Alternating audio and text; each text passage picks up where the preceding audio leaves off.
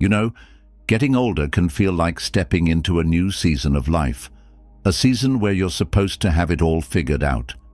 But let me tell you, the challenges don't disappear, they just change. Over the years, I've come to realize that the weight we carry isn't just about what life throws at us. It's about the stories we hold on to, the habits we refuse to let go of, and the lessons we overlook. Buddhist teachings have always emphasized simplicity, clarity, and being present.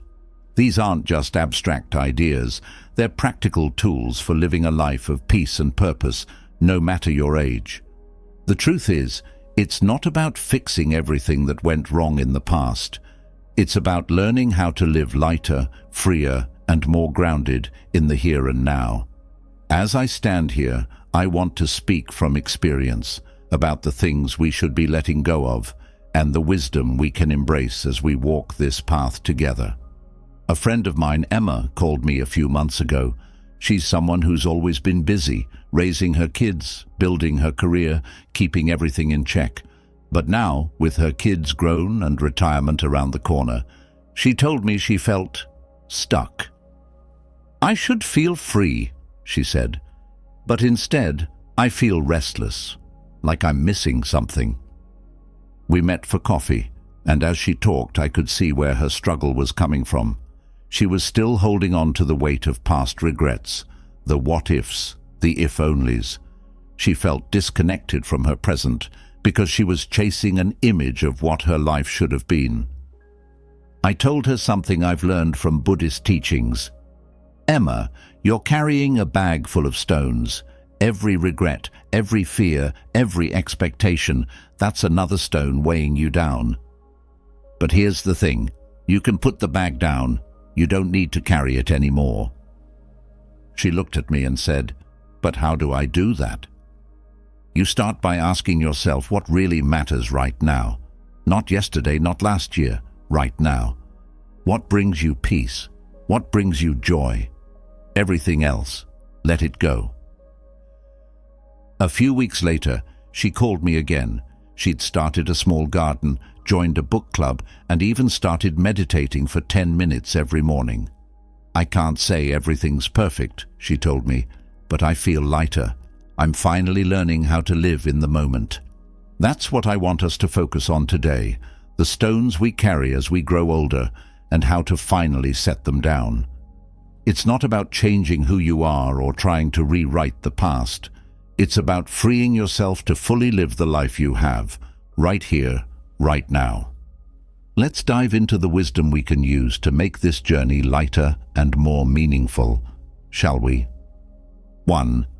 Isolating yourself. I've seen it happen far too often. As we age, the world around us can feel like it's shrinking. Friends move away, family grows busier, and we start telling ourselves, "I don't need to bother anyone." Maybe you've felt this too, the temptation to pull back, to retreat into yourself, thinking it's easier that way. But let me tell you, isolation doesn't protect you, it starves you. I've had moments when I thought being alone was the answer. After all, life gets noisy, doesn't it? Sometimes we feel misunderstood or out of place, especially as the years roll on. But in those quiet moments of isolation, something else sneaks in: loneliness.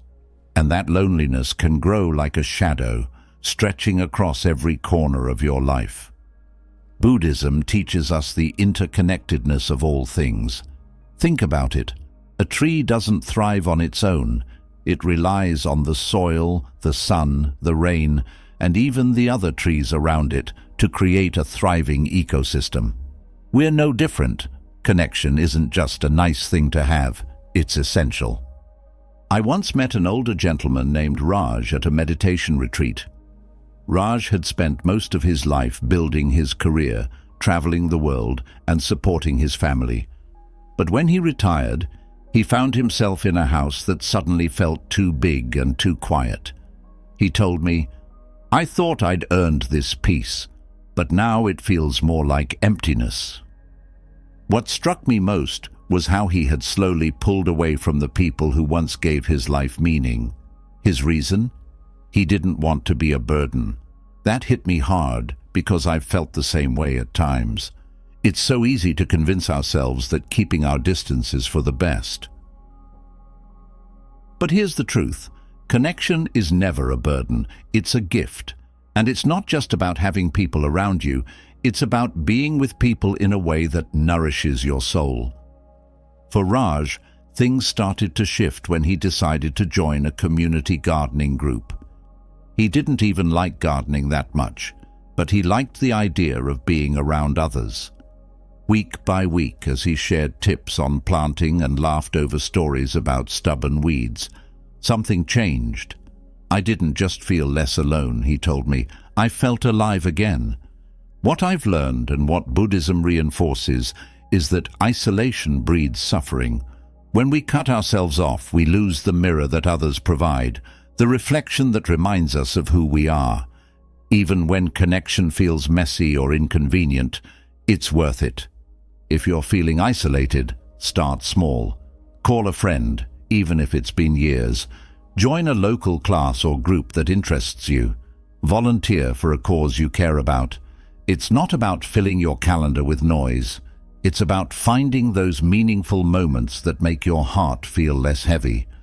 The Buddha taught that life is suffering, but he also taught the path to relieve that suffering. Connection is one of those paths. When we open ourselves to others, we create space for compassion, not just for them, but for ourselves too. So if you're holding back, thinking it's easier to go it alone, let this be a gentle reminder. You are not a burden.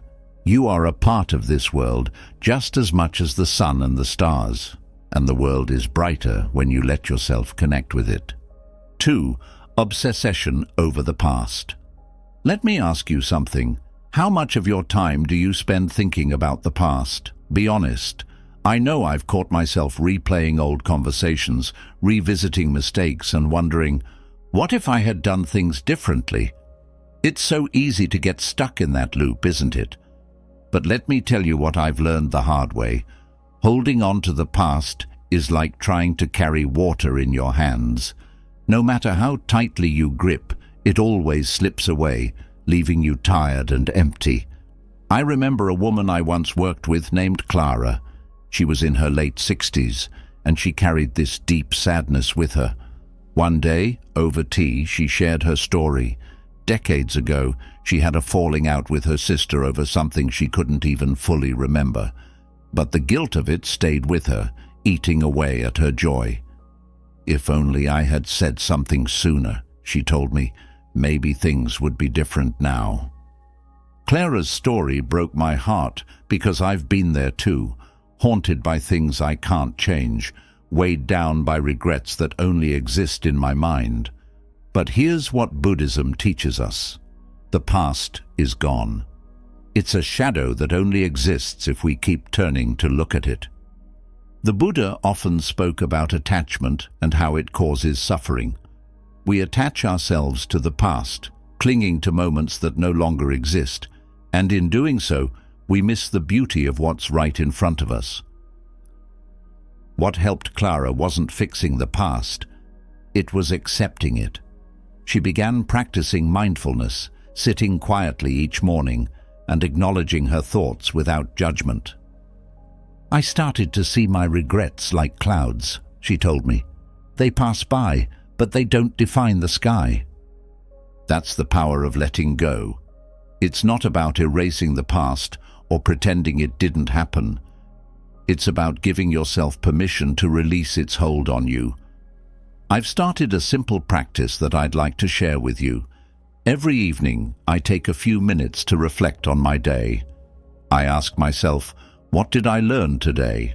What brought me joy? What can I let go of? It's not always easy, but it's incredibly freeing. One of my favorite Buddhist teachings is this: you cannot step into the same river twice. The river flows, always changing, just like life. Clinging to the past is like trying to stop that river. It's exhausting, and it only leads to frustration. Instead of obsessing over what's behind you, try turning your attention to what's here, Now, what can you do in this moment to bring peace to yourself and those around you? Maybe it's calling someone you've been meaning to reconnect with. Maybe it's forgiving yourself for something you did long ago. Or maybe it's simply taking a deep breath and allowing yourself to be present. Clara eventually reached out to her sister. It wasn't perfect, and it didn't erase the years they had lost, but it brought her a sense of peace she hadn't felt in decades. "I can't change what happened," she said, "but I can choose how I move forward." That's what I want for all of us, to move forward with lightness and grace, free from the chains of yesterday. The past is a chapter in your story, but it's not the whole book. Let yourself write the pages that come next, and remember this: you don't have to carry it all. Put the weight down. The present is waiting for you. 3. Neglecting your health. Let me start with something I learned the hard way. Taking care of yourself isn't optional, it's essential. For years, I thought of health as just something physical. If I wasn't sick, I assumed I was fine. But life has a way of teaching you otherwise. Health isn't just about your body. It's about your mind, your energy, and your ability to enjoy the life you've been given. I once met a woman named Anita at a community gathering. She was lively, always the first to crack a joke or share a story. But one day, she confided in me that she was struggling. "I feel like my body's betraying me," she said. Over the years, she'd put everyone else first. Her kids, her job, her neighbors. And now in her 60s, she found herself facing health challenges that could have been prevented if she had only listened to her body sooner. I've seen this pattern over and over. We think we're invincible, that we'll have time to rest and recover later. But later comes, and we realize the cost of neglecting ourselves. Buddhism teaches us the importance of balance. If the body is a temple, as many say, then it's our responsibility to care for it, not out of vanity, but out of respect for the life we've been given. Caring for your health doesn't mean reversing time or chasing perfection. It means giving yourself the energy and strength to fully experience life. It's about small, intentional steps. Drinking enough water, eating foods that nourish you, moving your body in ways that feel good. One Buddhist teaching that stays with me is about mindfulness in eating. It's simple. Eat with awareness. When you eat, don't just shove food into your mouth while scrolling through your phone or watching TV. Pay attention to the flavors, the textures, the way your body feels as you nourish it. This practice has taught me that food isn't just fuel. It's a way to care for yourself. The same applies to movement. You don't have to run marathons or spend hours at the gym. Even a daily walk can be transformative. When I started taking morning walks, I noticed a shift, not just in my physical health, but in my mental clarity. There's something about moving your body while noticing the world around you that grounds you in the present. And let's not forget mental health. I've learned that ignoring stress or pushing through emotional pain only makes things worse. Practices like meditation, journaling, or simply talking to someone you trust can make a world of difference. Anita eventually started small. She joined a local yoga class, swapped sugary snacks for fresh fruits, and began meditating for 10 minutes a day. "I feel like I'm finally giving myself permission to matter," she told me. And you know what? She looked lighter, not just physically, but in her spirit. So here's my message to you. Don't wait until your body forces you to pay attention. Start now. Whether it's drinking more water, going for a walk, or simply taking deep breaths during stressful moments, every small action counts. Your health is the foundation of everything else. Take care of it, and it will take care of you. 4. Stop learning. I've always believed that curiosity is one of the most powerful tools we have. The moment we stop learning, we stop growing. And let me tell you, growth doesn't have an expiration date. I've met people in their 70s and 80s who are more vibrant and open-minded than people half their age, simply because they never let their curiosity fade. One of my favorite Buddhist teachings is about the beginner's mind. It's the idea that we should approach life with the curiosity and openness of a beginner, no matter how much we think we know. When we adopt this mindset, every day becomes an opportunity to learn something new. I remember a man named Carlos who joined one of my workshops. He was 72 and had just retired after decades in the same job. "I don't know what to do with myself now," he admitted. "I feel like I've stopped being useful." We talked about the joy of learning, not for a specific purpose, but for the sake of curiosity. I encouraged him to think about something he'd always wanted to try, but never had the time for. A few weeks later, he called me and said, "I signed up for a pottery class. I'm terrible at it, but I love it." That's the beauty of learning. It's not about being perfect or achieving a specific goal. It's about keeping your mind alive, exploring new ideas, and finding joy in the process. I've experienced this myself. A few years ago, I decided to learn how to play the guitar. At first, I felt ridiculous. My fingers wouldn't cooperate, and I struggled to play even the simplest chords. But over time, I started to notice something. It wasn't just about the music. The act of learning itself brought me a sense of accomplishment and excitement that I hadn't felt in years. Buddhism teaches us to be present in the moment, and learning is one of the best ways to practice this. When you're truly engaged in something new, your mind doesn't have room for regrets about the past or worries about the future. You're simply here, experiencing the joy of discovery. Learning doesn't have to mean going back to school or taking formal classes. It can be as simple as reading a book on a topic you've always been curious about, trying a new recipe, or watching a documentary that broadens your perspective. Carlos eventually became so passionate about pottery that he started making small gifts for his family and friends. "It's not about the pots," he told me. "It's about the fact that I'm still growing, still finding new ways to express myself." That's the lesson I want to share with you.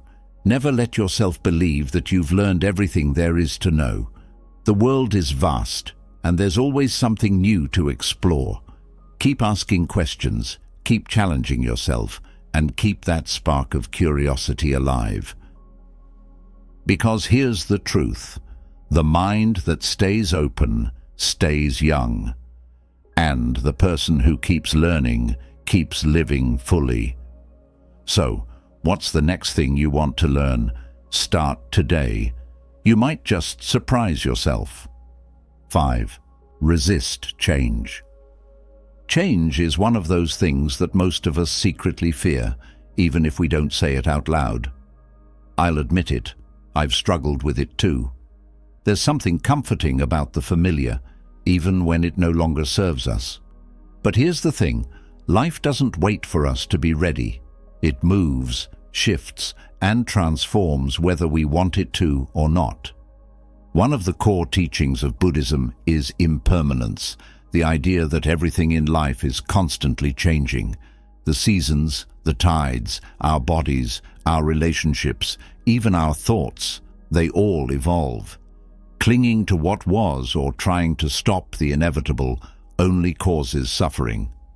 I once had a neighbor, Maria, who taught me an unforgettable lesson about embracing change.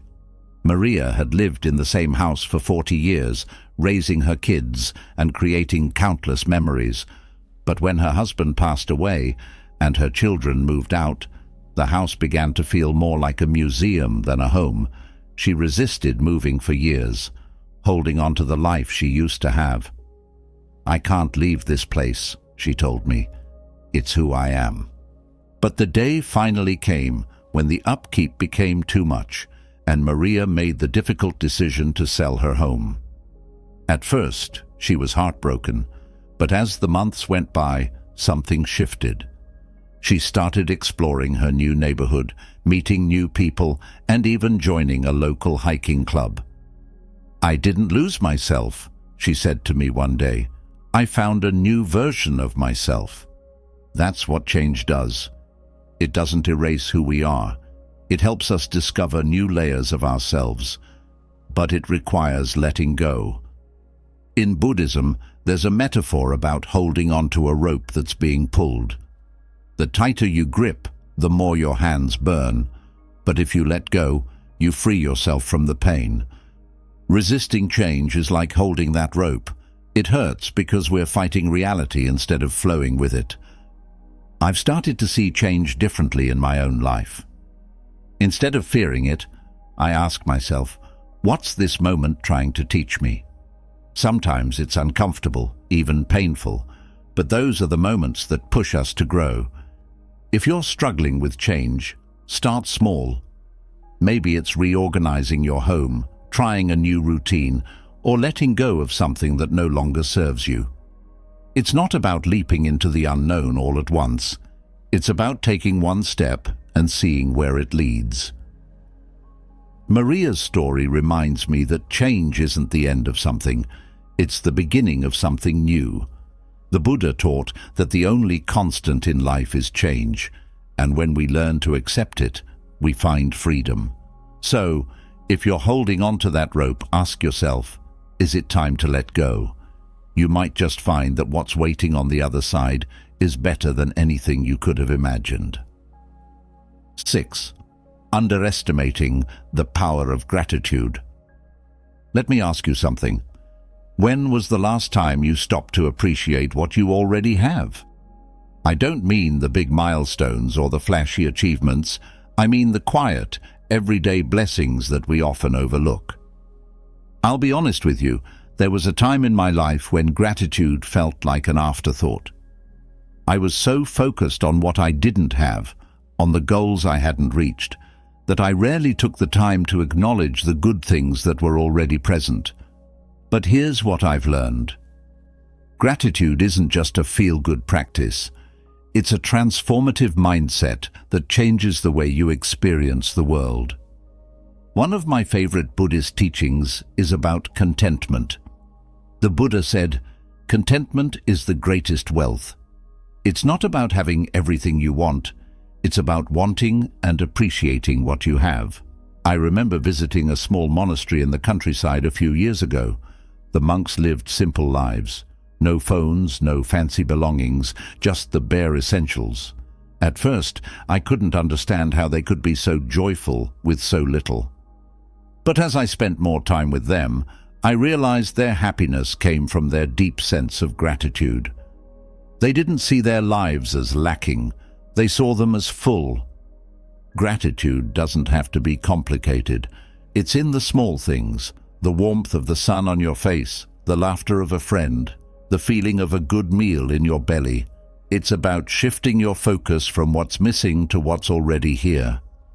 I've started keeping a gratitude journal. Each night before bed, I write down 3 things I'm grateful for. Some days it's something big, like a meaningful conversation. Other days, it's something as simple as a good cup of tea. But no matter what it is, the act of acknowledging it changes my perspective. I once shared this practice with a friend, Daniel, who was going through a tough time. He'd recently lost his job and was feeling lost. At first, he was skeptical. "How is writing down a few good things going to fix my problems?" he asked. But he gave it a try. A few weeks later, he called me and said, "It hasn't solved everything, but I feel lighter. I'm starting to notice the good things I used to overlook." That's the power of gratitude. It doesn't erase challenges, but it gives you the strength to face them with a clearer, calmer mind. Buddhism teaches that gratitude is a form of mindfulness. When we're grateful, we're present. We're not caught up in regrets about the past or worries about the future. We're here, appreciating the beauty of this moment. So, don't underestimate the power of gratitude. Start small, maybe by saying thank you more often, or taking a moment each day to reflect on what you're thankful for. Over time, you'll notice something shift. The world doesn't change, but the way you see it does. gratitude is like a seed. The more you nurture it, the more it grows, filling your life with joy and contentment. And let me tell you, that's a gift worth cultivating. 7.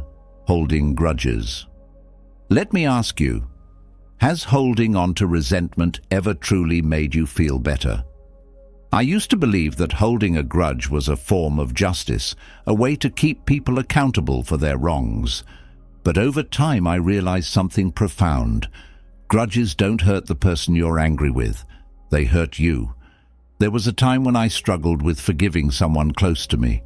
They'd said something that cut deep, and I replayed their words in my mind like a broken record. I convinced myself that staying angry was my way of protecting myself. But in reality, the only thing I was protecting was my pride. Buddhism teaches that clinging to anger is like holding on to a hot coal with the intention of throwing it at someone else. You're the one who gets burned. That's exactly what grudges do.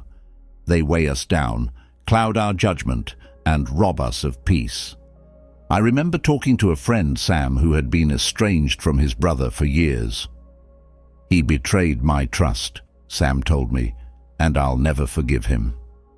But as we talked, it became clear that the anger was eating away at Sam far more than it was affecting his brother. "Every time I think about him, I feel this knot in my stomach," he admitted. Grudges are like that. They don't just sit quietly in the background. They fester, taking up space in your heart and mind.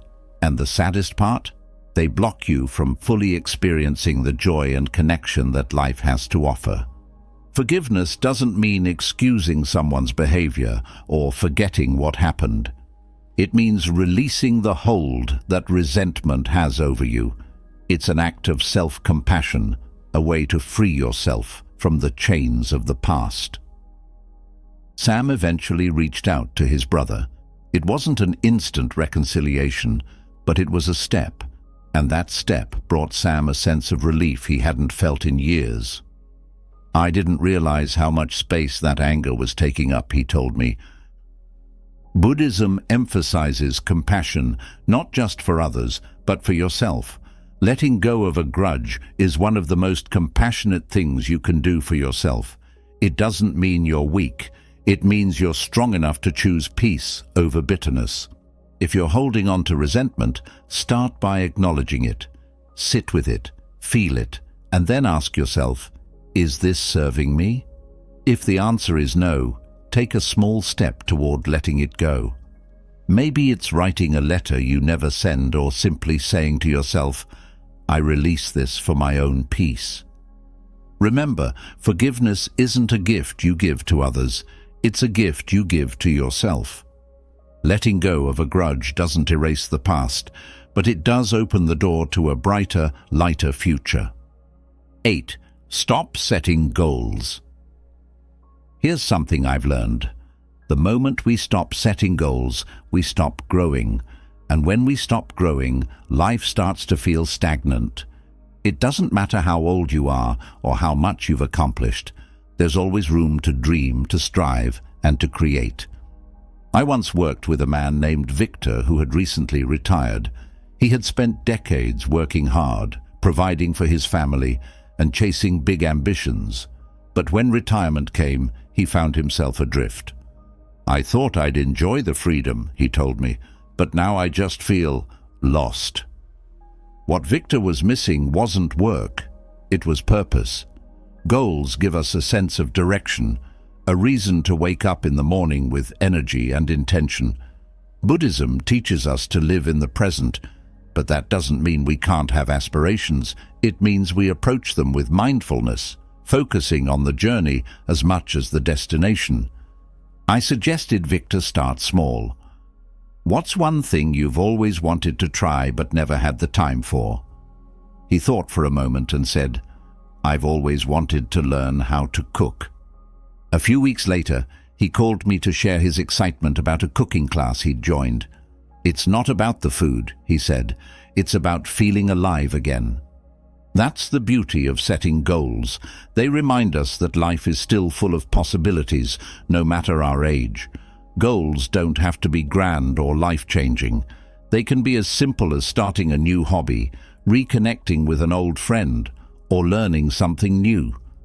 For me, one of the most fulfilling goals I set was to start a daily meditation practice. At first, it felt awkward and difficult, but over time, it became a ritual that centered me and gave me a sense of accomplishment. Buddhist teachings emphasize the importance of intention. When you set a goal, ask yourself why it matters to you. Is it aligned with your values? Does it bring you joy or contribute to your growth? Goals grounded in intention are more fulfilling and sustainable. If you're unsure where to start, think about what excites you, what challenges you, or what you've always been curious about.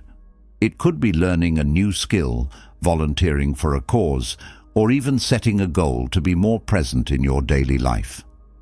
Victor eventually became an avid home chef, hosting dinner parties for his friends and family. "It's not just about cooking," he said. "It's about creating, sharing, and feeling like I'm still moving forward." So, don't stop setting goals. No matter where you are in life, there's always room to grow, to dream, and to create. Goals are like a compass. They give you direction and remind you that every day is an opportunity to move closer to the life you want to live. And remember, it's not about how big the goal is, it's about the heart you put into it. Start small, stay curious, and keep moving forward. The journey is just as important as the destination. 9. Neglecting your hobbies. Hobbies are more than just ways to pass the time. They're lifelines to joy, creativity, and a sense of purpose. I've met so many people who let their hobbies slip away as life got busier. "I don't have time for that anymore," they'd say. But here's the truth. Hobbies aren't luxuries. They're necessities for a fulfilling life. There was a period in my life when I stopped making time for the things I loved. Work and responsibilities piled up, and I convinced myself that hobbies were a distraction. But as the weeks turned into months, I started to feel this dullness creeping in. Life became a series of tasks instead of something to savor. Then one day, I picked up an old sketchbook that had been gathering dust. It had been years since I'd drawn anything, but as I started to sketch, something awakened in me. It wasn't just about the drawing. It was about reconnecting with a part of myself I'd neglected for far too long. Buddhism teaches us the importance of being present, and hobbies are a beautiful way to practice that. When you're fully immersed in something you love, whether it's painting, gardening, playing music, or baking, you're in the moment. Your mind isn't racing with worries about the past or future. It's focused, calm, and alive. I remember a man named Javier who came to one of my talks. He was in his late 60s and had recently lost his wife. "I feel like I don't know who I am anymore," he told me. "We used to do everything together." I asked him what he used to enjoy before life got so heavy. He paused, then smiled faintly. "I used to love woodworking." A few months later, I received an email from Javier. He dusted off his tools and started making small wooden boxes. "It's not just the crafting," he wrote. "It's the way it makes me feel, calm, focused, and connected to something beyond myself." Hobbies have that power. They remind us of the simple joys of creation, exploration, and play. They're not about being productive or achieving something grand. They're about nurturing your spirit. If you've let your hobbies drift away, start by revisiting what used to make you happy. Or try something entirely new. Join a class, watch a tutorial, or just dive in. Don't worry about being perfect. Hobbies aren't about perfection, they're about the process. Life isn't just about what you have to do, it's about what you get to do. And hobbies are one of the greatest gifts you can give yourself. So, pick up that paintbrush, dust off that instrument, or dig into the garden. Your soul will thank you. 10. Ignoring your emotions. There's a misconception that strength means suppressing your emotions, pushing them aside and soldiering on. I used to believe that too, but over time I've learned that true strength comes from facing your emotions, not running from them. Buddhism teaches that emotions are like waves. They rise, they peak, and then they fall. They're temporary, but if we resist them or pretend they're not there, they become stronger, like a tide that's building into a storm. I remember a friend, Sophie, who seemed to have it all together. She was calm, composed, and always had a smile on her face. But one evening, over tea, she opened up to me. "I feel like I'm carrying so much inside," she admitted, "but I don't want to burden anyone, so I just push it down." The problem with ignoring emotions is that they don't go away. They fester, and eventually they find a way to surface, often in ways we don't expect or want. For Sophie, it came out as anxiety and sleepless nights. Emotions aren't weaknesses, they're signals. They tell us when something needs attention, whether it's a boundary that's been crossed, a loss that needs grieving, or a joy that's waiting to be celebrated. Ignoring them doesn't make them disappear, it just delays the healing process.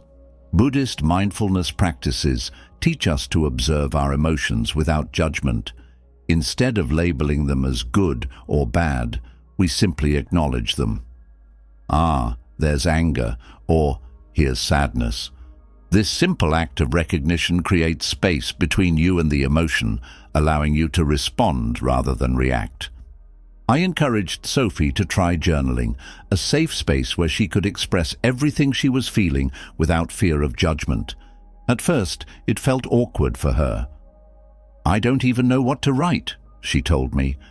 But as the days went by, the words started to flow. "It's like opening a valve," she said. "I didn't realize how much I was holding in."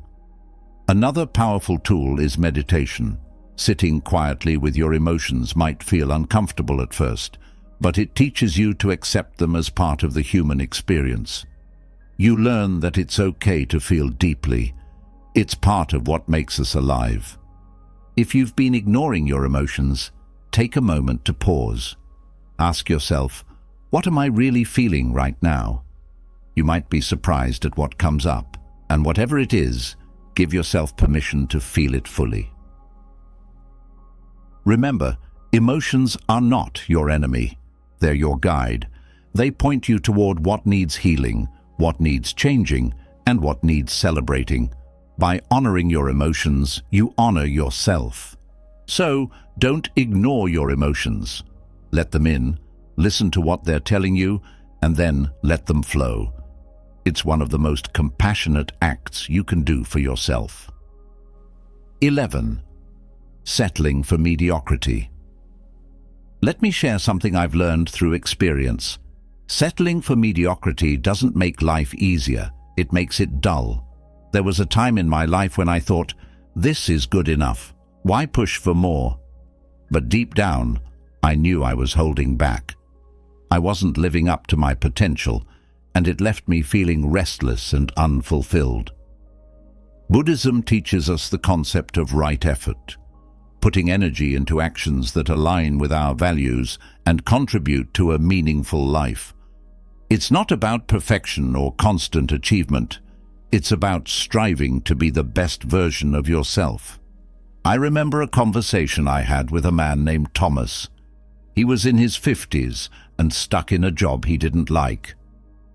"It pays the bills," he told me, "but I feel like I'm just going through the motions." When I asked him what he wanted out of life, he hesitated. "I don't know," he said, "but it's been so long since I asked myself that question." That's the danger of settling for mediocrity. It makes you forget how to dream. You lose touch with the spark that makes life exciting and purposeful. Thomas decided to start small. He took a weekend class in photography, something he'd always been curious about. That simple step reignited his passion for creativity, and within a year, he had started a side business capturing portraits. "It's not just about the photos," he told me. "It's about feeling alive again." Settling for mediocrity isn't just about work. It can creep into your relationships, your hobbies, even your personal growth. Buddhism reminds us to live with intention. Ask yourself, am I putting my energy into things that truly matter to me? If the answer is no, it's time to make a change. This doesn't mean you need to overhaul your entire life overnight. Start with one area. Maybe it's pursuing a hobby you've neglected, improving your health, or deepening a relationship. What matters is that you're moving forward, even if it's one small step at a time. Life is too short to settle for good enough. Strive for excellence, not to prove anything to anyone else, but to honor the potential within you. When you challenge yourself to grow, you'll find that life becomes richer, more vibrant, and infinitely more rewarding. 12. Stop nurturing your relationships. If there's one thing I've learned, it's that relationships are the heartbeat of life. They're what ground us, lift us, and remind us of who we are. Yet as we get older, it's easy to let them drift. Time, distance, and life's busyness can make us lose touch, even with the people who matter most. Buddhism emphasizes interconnectedness. The idea that we're all deeply connected, like threads in a vast web. When we nurture our relationships, we're not just enriching the lives of others, we're strengthening the very fabric of our own lives. I remember a woman named Clara who shared her story with me. She'd been so focused on her career for decades that she hadn't realized how much her friendships had faded. "I didn't mean to let them go," she said, "but one day I looked around and realized how quiet my life had become." Clara decided to make a change. She started reaching out to old friends, scheduling weekly phone calls, and even hosting small gatherings. "It's not about the quantity of relationships," she told me later. "It's about the quality. Just hearing a friend's voice can make all the difference." Relationships require effort, but that effort is always worth it. Whether it's a simple text to say you're thinking of someone or making time to share a meal, these small gestures strengthen the bonds that keep us connected. Buddhism teaches us to be present, and this applies to relationships too. When you're with someone, truly be with them. Listen without planning your response. Engage without distractions. Let them feel seen and heard. And it's not just about old relationships. It's never too late to build new ones. I've met people who, in their 70s and 80s, formed friendships that transformed their lives.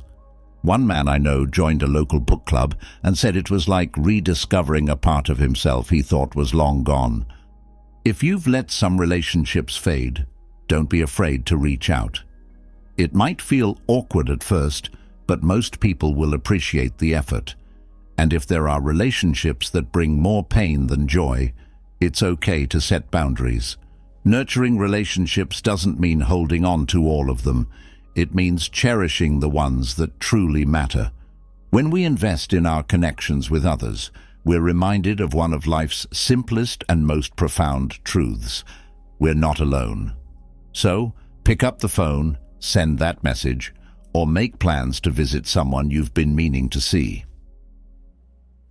Your relationships are like a garden. They need care, attention, and love to flourish.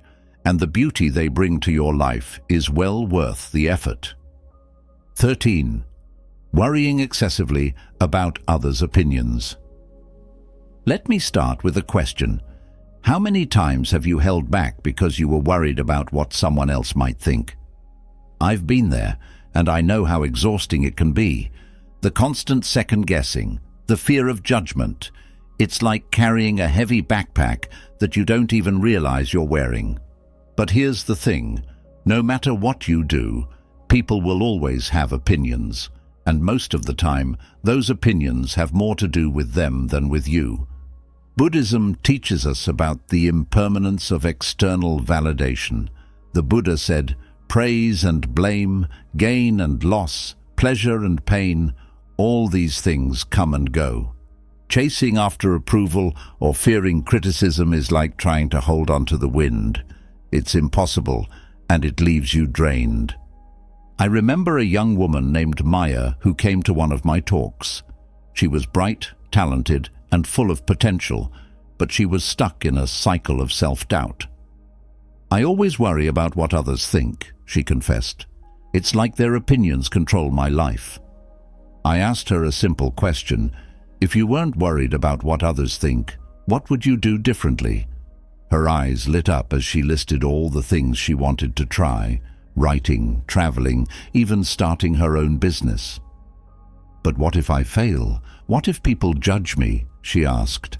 The truth is, worrying excessively about others' opinions often stops us from living authentically. We shrink ourselves to fit into boxes we were never meant to be in. We abandon our dreams, passions, and true selves just to avoid the possibility of criticism. But let me tell you something I've learned.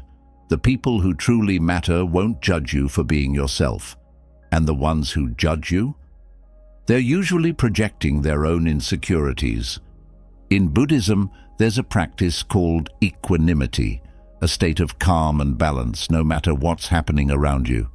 When you cultivate equanimity, you learn to detach from both praise and criticism. You stop letting others' opinions define your worth. Maya eventually took a leap of faith. She started a small travel blog, sharing her adventures and insights. "I was terrified at first," she told me later, "but the more I wrote, the more I realized how much joy it brought me." And you know what? Most people were supportive. The ones who weren't didn't matter as much as I thought they would. If you're struggling with this, start by asking yourself, whose opinion are you so afraid of, and why? Often, we find that the fear is rooted in assumptions, not facts. Another practice I've found helpful is mindfulness. When you catch yourself worrying about what others think, pause and take a deep breath. Ask yourself, is this fear helping me, or is it holding me back? At the end of the day, you are the one who has to live with your choices. Don't let someone else's fleeting opinion dictate your life. Remember, their opinions are just that, opinions. They don't define your value or your potential. So, release the need to please everyone. Focus on living a life that feels true to you. When you let go of the weight of others' opinions, you'll find a sense of freedom and peace that is truly priceless. Your life is yours to live. Make it count. As we've explored these 13 mistakes, I hope you found wisdom and inspiration to live with greater peace, purpose, and joy in every moment. Life doesn't come with guarantees, but it does offer us endless opportunities to grow, let go, and embrace what truly matters. Remember, aging isn't something to fear, it's a privilege.